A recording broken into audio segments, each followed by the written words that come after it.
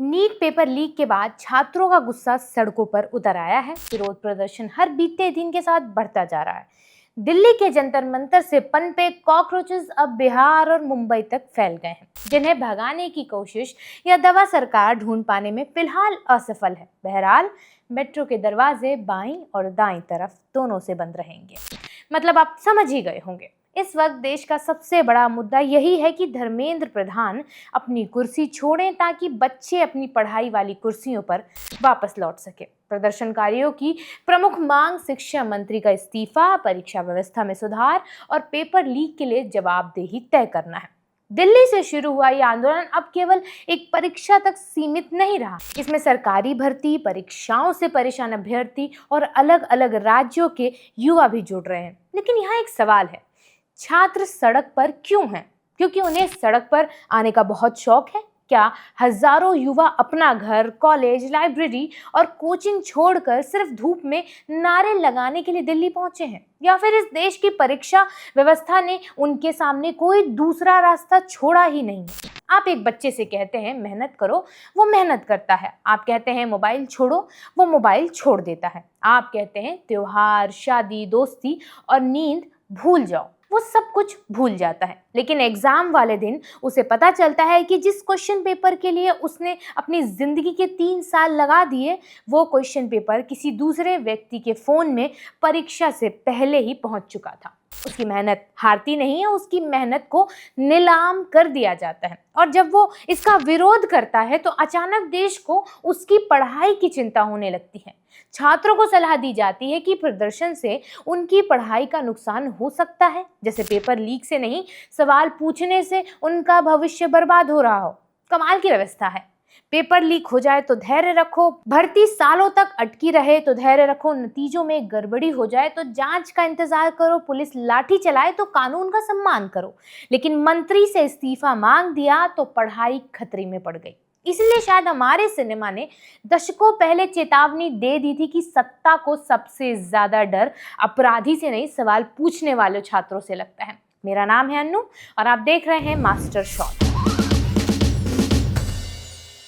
साल 2004 में आए युवा का माइकल मुखर्जी, जिसे अजय देवगन ने निभाया था, पढ़ा लिखा नौजवान था। वो चाहता तो अच्छी नौकरी करके आराम से जिंदगी काट सकता था, लेकिन उसने देखा कि राजनीति को गंदा कहकर उससे दूर रहने वाले लोग अनजाने में उसी गंदगी को मजबूत कर रहे हैं। माइकल समझ चुका था कि ये राजनीति कोई नाली नहीं है जिसे देखकर नाक बंद करके आगे बढ़ जाया जाए। अपने आप को बचाना चाहते हैं तो उनसे लड़ना होगा। राजनीति वो पाइपलाइन है जिससे देश के हर घर में शिक्षा, नौकरी, न्याय और अवसर पहुंचता है, और उस पाइपलाइन में जहर घुल चुका है। तो ड्राइंग रूम में बैठकर सिस्टम को गाली देने से पानी साफ नहीं होगा। आपको सड़क पर उतरना ही पड़ेगा, आपको चुनाव लड़ना पड़ेगा, आपको सत्ता की आंखों में देखकर कहना पड़ेगा कुर्सी आपकी हो सकती है लेकिन देश आपका नहीं है। यही युवा फिल्म का असली संदेश था कि जागीर बनने से रोकने की एक कोशिश है। लेकिन 2 साल बाद रंग दे बसंती फिल्म ने इस सवाल को और अधिक विस्फोटक बना दिया था। फिल्म की शुरुआत में उसके युवा किरदारों को देश से कोई खास शिकायत नहीं थी, क्योंकि उन्हें देश से कोई खास उम्मीद ही नहीं थी।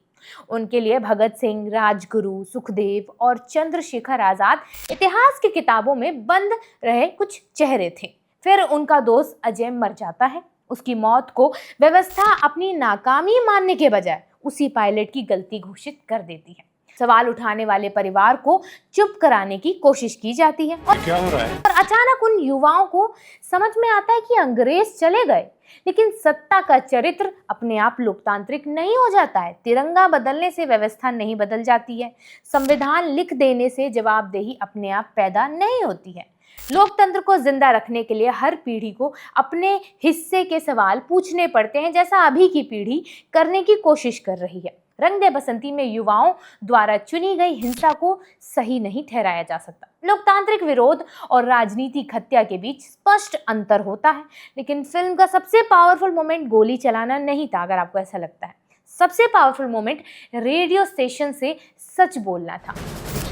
बर्दाश्त करते जाओ या फिर जिम्मेदारी उठाओ, उसे बदल अपना चेहरा दिखाकर जिम्मेदारी लेना था, अकाउंटेबिलिटी जिसे कहते हैं। देश के नागरिकों से कहना था कि हमसे सवाल करो, लेकिन सत्ता से भी सवाल करो। आज जंतर मंतर पर बैठे युवा किसी मंत्री की हत्या नहीं मांग रहे हैं, वो इस्तीफा मांग रहे हैं, रेजिग्नेशन। वो बंदूक नहीं मांग रहे हैं, वो फेयर एग्जामिनेशन मांग कर रहे हैं। वो सरकार गिराने के लिए संसद की ओर नहीं बढ़ रहे हैं, वो संसद को अपनी आवाज सुनाने के लिए आगे बढ़ रहे हैं। 20 जुलाई के मार्च को रोकने के दौरान पुलिस ने आंसू गैस, लाठियों का इस्तेमाल किया। इसके बाद भी प्रदर्शनकारी जंतर मंतर पर डटे रहे और अभी भी डटे हुए हैं। और यही आज का सबसे जरूरी सवाल जन्म लेता है, क्या सरकार से जवाब मांगना देश से गद्दारी करना हो जाता है? क्योंकि सरकार देश नहीं होती है, प्रधानमंत्री देश नहीं होता, शिक्षा मंत्री देश नहीं होता, पुलिस भी देश नहीं होती है। ये सभी संविधान से बनी संस्थाएं हैं और पद हैं जिनका काम नागरिकों की सेवा करना है। इनसे सवाल करना भारत पर हमला नहीं है। इनसे सवाल ना करना भारतीय लोकतंत्र पर हमला जरूर हो सकता है। आर्टिकल 15 में अयान रंजन किसी विदेशी आतंकवादी से नहीं लड़ रहा था, वो अपने ही विभाग, अपनी ही समाज और अपने भीतर मौजूद विशेष अधिकार से लड़ रहा था। वो भारत को बदनाम नहीं कर रहा था, वो भारत को उसके संविधान की याद दिला रहा था। न्यूटन का नायक भी यही करता है, वो चुनाव कराने के आदेश को केवल सरकारी फाइल नहीं मानता, वो उस आदिवासी नागरिक के वोट को गंभीरता से लेता है जिसे व्यवस्था सिर्फ आंकड़ा समझती है। क्योंकि राष्ट्रवाद का अर्थ केवल सीमा पर मौजूद जमीन की रक्षा करना नहीं होता है, उस जमीन पर रहने वाले नागरिक की गरिमा की रक्षा करना भी राष्ट्रवाद कहलाता है। लेकिन हमारे दौर ने देशभक्ति को एक अजीब सी परीक्षा में बदल दिया है। फिल्म से पहले राष्ट्रगान पर खड़े हुए या नहीं, सोशल मीडिया बायो में तिरंगा लगाया या नहीं, सेना पर बनी फिल्म की तारीफ की या नहीं की, सरकार के फैसले का समर्थन किया या नहीं, आपको हर दिन साबित करना पड़ता है कि आप देशभक्त हैं। लेकिन सरकार को ये साबित नहीं करना पड़ता कि वो अपने युवाओं के प्रति ईमानदार है। ये कैसा राष्ट्रवाद है जिसमें छात्र की उत्तर पुस्तिका शक के घेरे में है, परीक्षा एजेंसी शक के घेरे में है, जांच शक के घेरे में, लेकिन मंत्री की कुर्सी सवालों से ऊपर है। इस्तीफे का अर्थ ये नहीं होता है कि अदालत ने किसी व्यक्ति को अपराधी घोषित कर दिया है।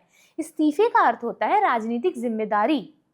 जब मंत्रालय सफलता का श्रेय ले सकता है, क्रेडिट ले सकता है, तो नाकामी की जिम्मेदारी से कैसे बच सकता है? जब परीक्षा सही हो जाए तो प्रेस कॉन्फ्रेंस में उपलब्धियां गिनाई जाती हैं, ये हम देखते हैं।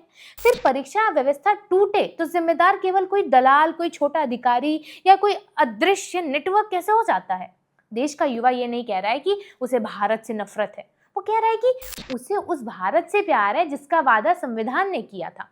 ऐसा भारत जहां गरीब का बच्चा मेहनत के दम पर डॉक्टर बन जाता है, बनना चाहिए जिसे, जहां नौकरी खरीदनी ना पड़े, जहां एग्जाम से पहले क्वेश्चन पेपर नहीं, एग्जाम के बाद रिजल्ट आए, और जहां सवाल पूछने वाले छात्र को राष्ट्र विरोधी, उपद्रवी या कॉकरोच कहकर कुचला ना जाए। क्योंकि कॉकरोच की सबसे बड़ी समस्या ये नहीं है कि वो गंदगी फैलाता है, कई बार वो केवल उस गंदगी का सबूत होता है जिसे घर का मालिक कालीन के नीचे छिपा देता है। ये छात्र समस्या नहीं है, ये उस समस्या का एक्सरे है जिसे सरकार सालों से प्रेस रिलीज, जांच समिति और आश्वासन की सफेद चादर से ढकती रही है। आज वे जंतर मंतर पर हैं, कल बिहार में होंगे, परसों मुंबई में, उसके बाद किसी कॉलेज, किसी रेलवे स्टेशन, किसी एग्जाम सेंटर या किसी यूनिवर्सिटी के बाहर। आप उन्हें बैरिकेड लगाकर रोक सकते हैं, मेट्रो स्टेशन बंद करके रोक सकते हैं, इंटरनेट धीमा करके रोक सकते हैं, लाठी चलाकर कुछ देर के लिए पीछे ढकेल सकते हैं, लेकिन उस पीढ़ी के भीतर पैदा हुआ अविश्वास कैसे रोकेंगे, जिसे अब समझ में आ गया है कि उसका भविष्य किसी प्रश्न पत्र के साथ बाजार में बिक सकता है।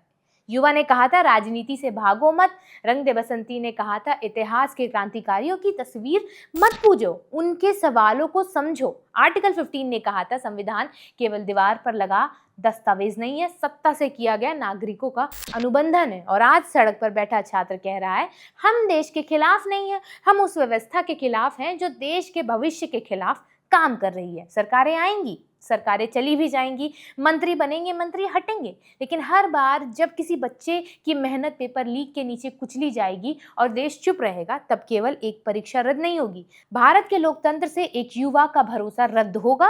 और याद रखिए, देशभक्ति का सबसे आसान रूप तिरंगा लहराना नहीं है, सबसे मुश्किल रूप उस तिरंगे के नीचे खड़े होकर सत्ता से सवाल करना है। ये वीडियो फिलहाल यहीं तक। अगर ये वीडियो आपको अच्छी लगी है तो इसे शेयर करिएगा और देखते रहिए युवा।